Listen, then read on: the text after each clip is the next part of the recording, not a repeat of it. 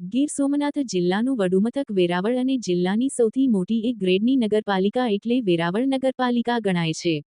પરંતુ તે માત્ર નામની નગરપાલિકા હોય તેવું લાગી રહ્યું છે. વેરાવળ શહેરમાં ઘણા લાંબા સમયથી કોઈપણ પ્રકારની બાંધકામની મંજૂરી મળતી નથી, જેનાથી વેરાવળનો વિકાસ અટકી ગયો છે. મંદીએ ભરડો લીધો છે, નાના મજૂરવર્ગ બેરોજગાર બન્યા છે, તો વેપારીઓના નાણાં રોકાઈ ચૂક્યા છે. આનું એક જ કારણ છે બાંધકામની અટકી પડેલ મંજૂરી.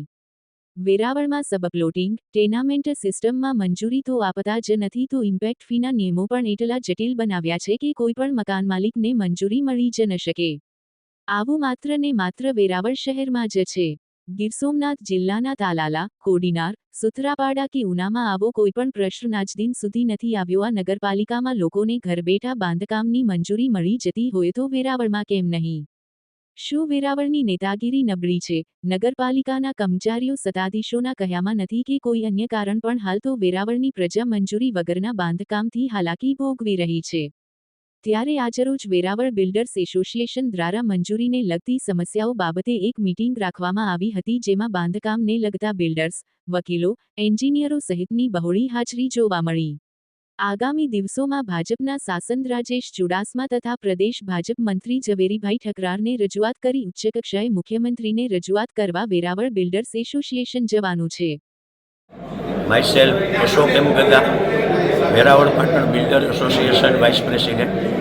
આજની આ મિટિંગ વેરાવળમાં બાંધકામ અને બીજી જે મંજૂરીઓ વિશે મુશ્કેલી ઊભી થઈ છે એના માટે મિટિંગ બોલાવવામાં આવી. અંદાજે 150થી 150 લોકો હાજર છે, જેમાં બિલ્ડરો છે, સિવિલ એન્જિનિયરો છે અને રેવન્યુ ડિપાર્ટમેન્ટના કામ કરતા વકીલો છે.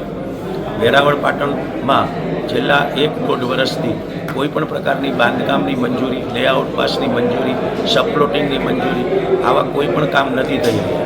જેના માટે અમે માંગણી કરી છે કે દ્વારકા અને ઓખા નગરપાલિકાને જે રીતે છૂટછાટો આપવામાં આવી છે તો એ પ્રકારની છૂટછાટો આપી અને આ કામને સરળ બનાવવામાં આવે.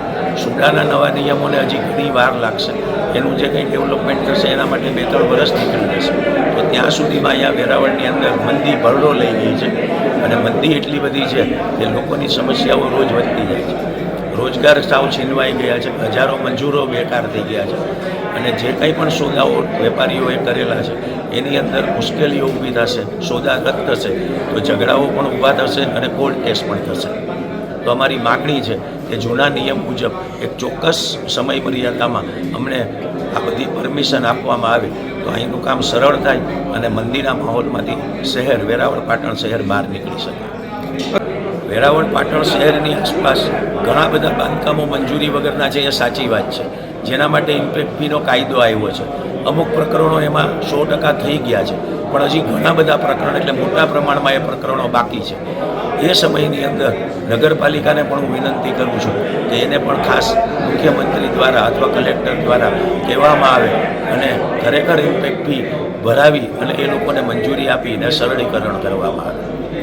આજની આ મિટિંગમાં લેવાયેલા નિર્ણય મુજબ માનનીય ઝવેરીભાઈ ઠકરાર અને સાંસદ MP રાજેશભાઈ ચુડાસમાને અમે ઓલરેડી રજૂઆત કરી છે. આજની આ મિટિંગ મુજબની એ રજૂઆત અમે આવતીકાલે એને જઈને કરવાના છે.